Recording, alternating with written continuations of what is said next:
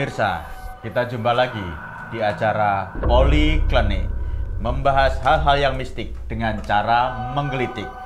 Tentu saja bersama narasumber yang tidak bisa dipercaya secara lahir dan batin, yaitu Ki Jongoyo. Terima kasih atas sanjungannya. Saya berbicara mengenai realita. Oh ya. Enggak apa-apa. Bahwasannya kan sekarang itu juga banyak orang-orang yang tidak bisa dipercaya. Salah satunya ya Ki Jongoyo ini. Loh. Gitu loh. Oh, kamu jangan sembarangan. Kenapa Ki? Karena topik yang akan kita bahas kali ini adalah tentang buto ijo. Wow, luar biasa. Ki Jongoyo membawa topik sendiri ya. Tata tunggu, nggak ngomong kamu. Kita sapa dulu untuk penikmat Poliklinik yang ada di sekitar rumah saya. Karena saya lihat subscribe saya itu banyak, Pak. Iya. Tapi yang nonton kok sedikit. Sampai banyak yang ngomong, jangan-jangan ini followernya itu beli. Nggak beli. Beli. Itu kan para roh juga. Daripada buat beli subscribe, mendingan buat bayar pajak, Pak. Masih dilanjut tentang pajaknya. Wah, saya geli itu Pak, geli. Kok nggak ditahankan gitu loh berapa hari lagi gitu loh. Ini kembali ke buto ijo Pak. Buto ijo itu sebenarnya seperti apa? Ya ini sama seperti kita tentang bahas kemarin tentang Banaspati. Ini juga sebuah makhluk mitologi. Wah. Sudah. Oh, model HP itu ya Pak ya? Itu. Sekarang sudah nggak buat itu. Mitologi makhluk yang dimitoskan. Wah, karena ini sudah sejak zaman dahulu kala sampai dibuat dongeng-dongeng. Di dongeng-dongeng itu kan ada tokoh jahatnya itu mesti si buto ijo. Wah, seperti kamu tahu dongeng Timun Emas? Iya. Ada buto ijo. Timun Mas itu yang minta anak terus diberi timun terus jadi anak terus nanti besok gedenya dimakan. Itulah tokoh dan legenda buto ijo. Ini langsung cerita aja Pak. Saya nggak usah bertanya gitu. Ya kok mantuk-mantuk dua iki mudeng ngomong ngantuk gitu loh. Ya, langsung cerita aja Pak, bagaimana wujud legendanya seperti apa, terus wujudnya itu bagaimana gitu loh. Wujudnya tentu saja itu menakutkan. Dia itu buto itu raksasa. Ya kalau kecil itu budi Pak. Tapi teman saya itu dia tuh kotangan budi. Lama Pak. Budi mulutnya besar Pak. Dibuat kotang. Jangan bercanda. Imajinasi saya sampai sana. Budi mulutnya besar Pak. Jangan bercanda. Hati-hati kamu.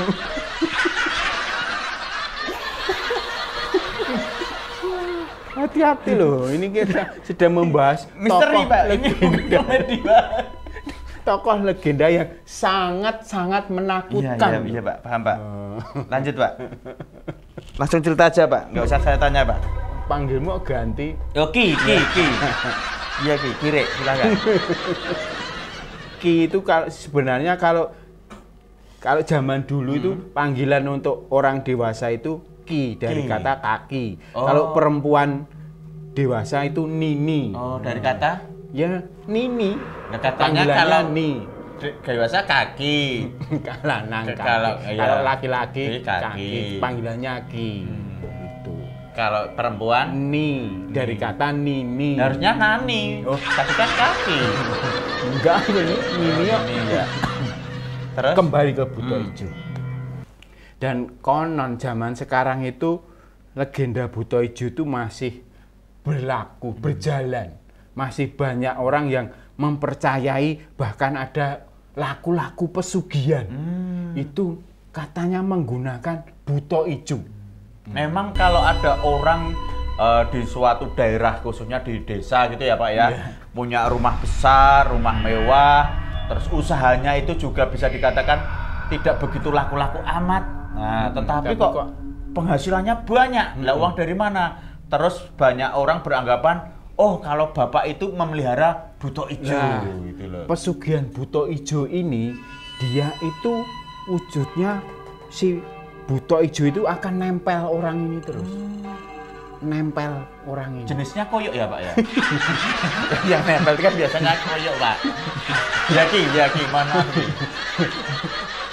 Anu yo panu ya nempel. Iya, itu kan penyakit dari keluarga terah jenengan. Kamu jangan menghina. Nah, bagaimana? Kok masa saya dibilang panu? Saya itu kadas. Levelnya lebih tinggi ya, Ki, ya. Lebih tinggi ya. Kembali ke buto itu bahwasannya menempel ke yang punya. Ya, nempel dia akan selalu mengikuti dan itu membawa pengaruh kepada orang tersebut.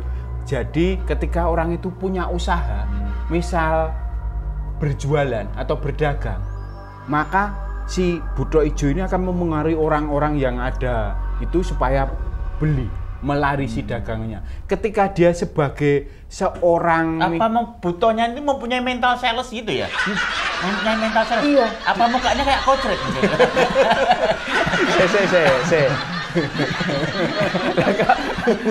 Kalau ada mau iya, beli sesuai gitu. usahanya.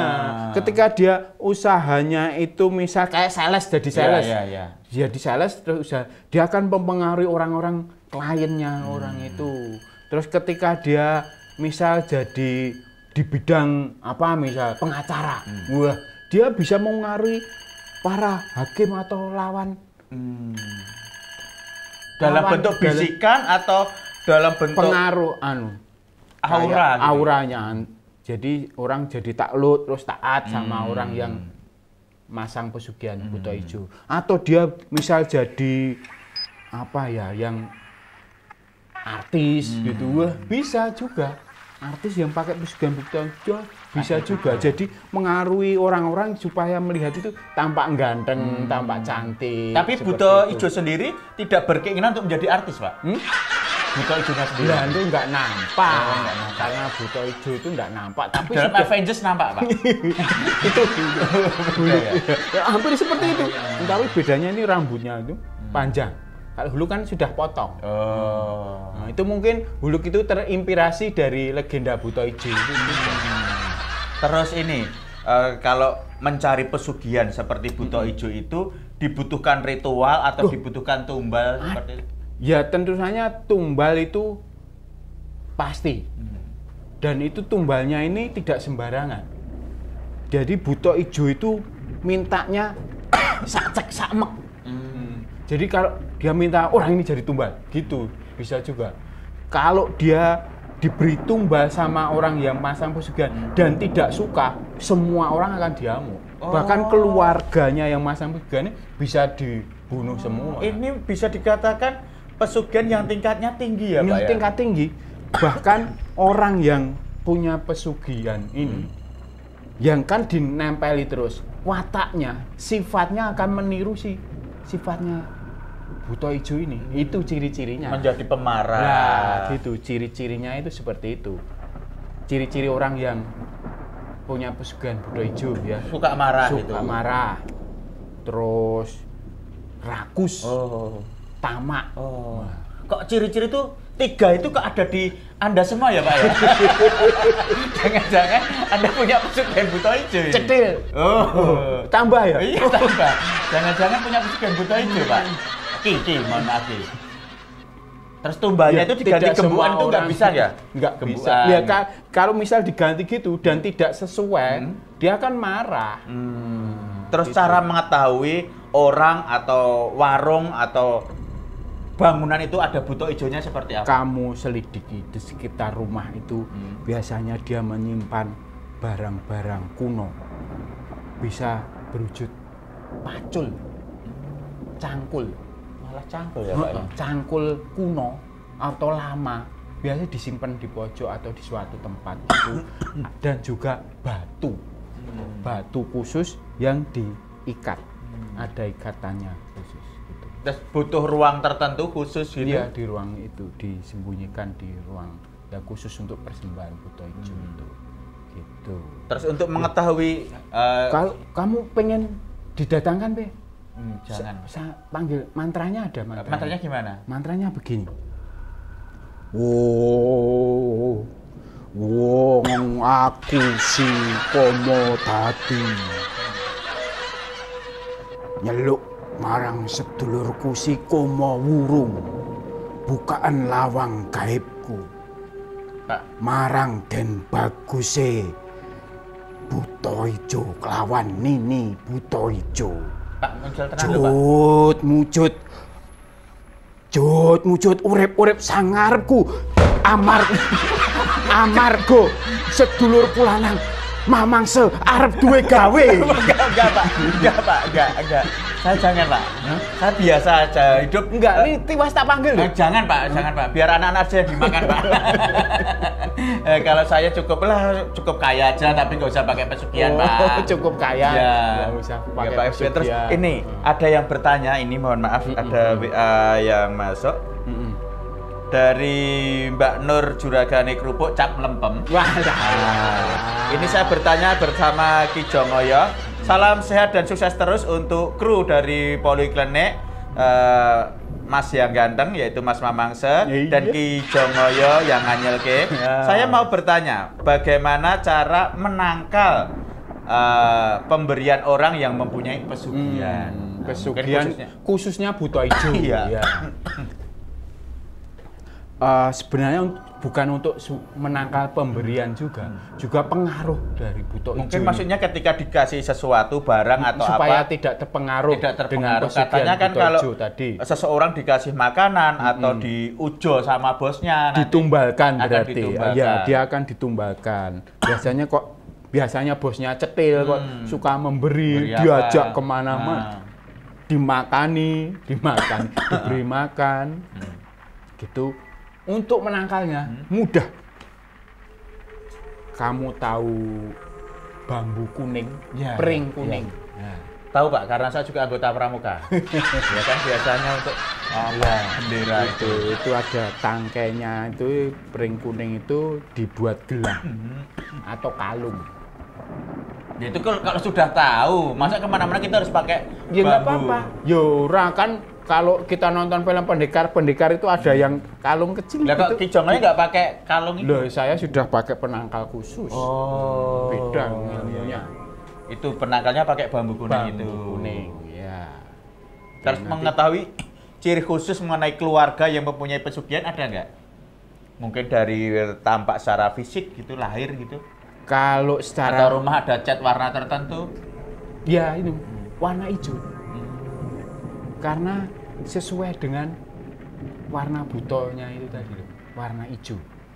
Buto hijau. Terus untuk ciri fisik seseorang yang kalau yang punya tuyul dulu Ki Jongoyo bilang kalau jalan begini, tangannya di belakang itu berarti Karena gendong tuyul. begini, kalau si buto hijau itu karena buto hijau ini nempel ke orang yang punya pesugihan ini, biasanya selain sifatnya mempengaruhi tadi jadi pemarah, jadi cetil, jadi rakus, jadi tamak, rakus, cetil. Ya itu diulang-ulang terus sama Pak, sama Ki.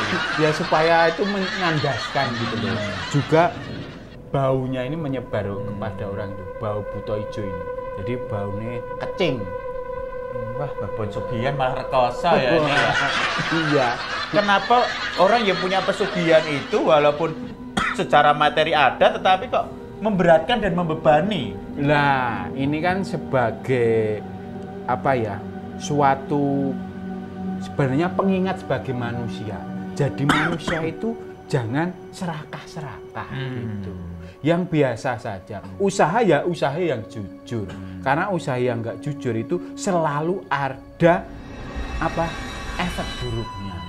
Sebenarnya kan kita dibebaskan oleh semesta ini untuk memilih apa yang kita sukai, apa pilihan kita, pekerjaan kita, bebas, mau jadi apapun boleh. Tapi itu ingat, hukumnya ada, konsekuensinya ada, pilihanmu itu, akibat dari pilihanmu itulah yang jadi hukumnya. Gitu loh. Terima kasih Ki Jongoyo atas obrolan karena waktu kita sangat terbatas sekali karena masih ada klinik-klinik yang lain yang nantinya akan kita bahas di episode-episode berikutnya. Betul, Ada pesan khusus untuk penggemar Poliklinik Ki?